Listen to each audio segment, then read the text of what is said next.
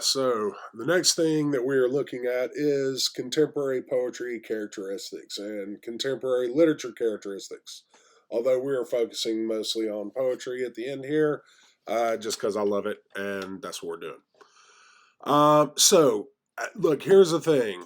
You'll notice here on number four, contemporary poetry is still being defined. We won't know what all the defining characteristics are until years later, until we're in kind of a next period of poetry sometime at the end of this century and we're looking back.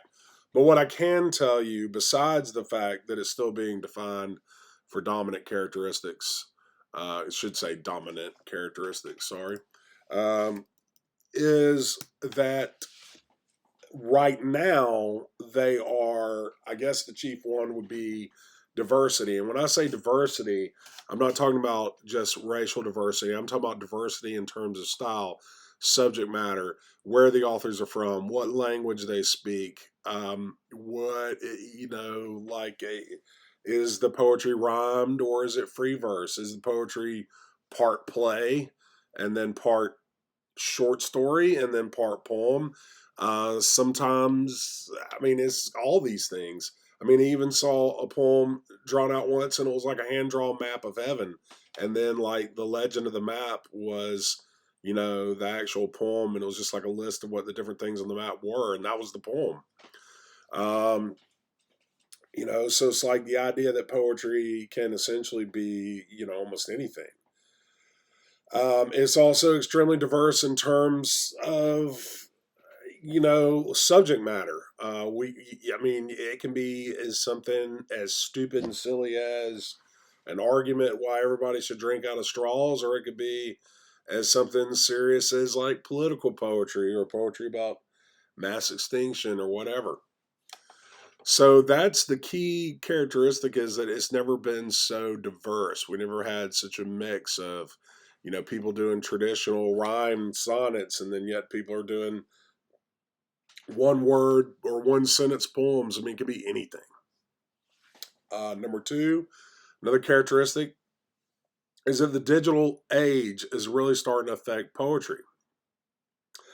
The idea that a poem may be performed on Instagram or TikTok, or maybe like almost kind of like a music video, like MTV used to have back in the day, it has affected poetry and what you can do with words and how we consider words, as well as the terminology we use. A lot of poetry is being crossed over into multimedia projects, like Langston Hughes did like a whole jazz album where he put his poetry to song, and other people have done that too. There's also like graphic novels about like comic book poems. And there's just like, you may go to a museum and then there's like poetry, and there may be a thing shooting lasers out. I mean, you just never know. But definitely the digital age has affected poetry, how it's written, how it's perceived, how it can be performed, and all that good stuff.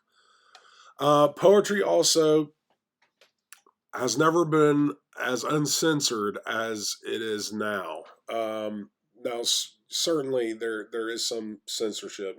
Professors, may lose their jobs depending on what they write. But like, as for the actual poet living out in the world, he or she can pretty much, write whatever and deal with social consequences. But there's not a situation like in Russia where, poets are being killed for what they're saying politically and then flee to America for asylum, like our poet at Georgia Tech, Ilya Kaminsky. Um, so poetry is never before has it been as uncensored as it is.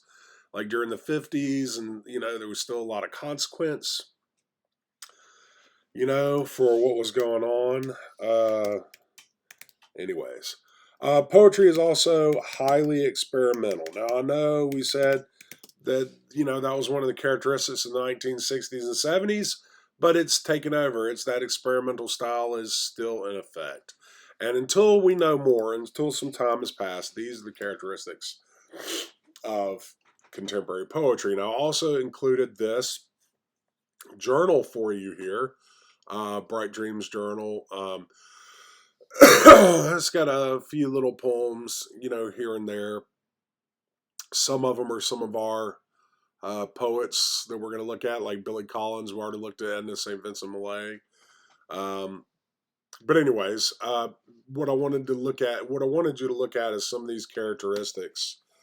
Um, like I said, they say 5 characteristics of contemporary poetry. It is brief.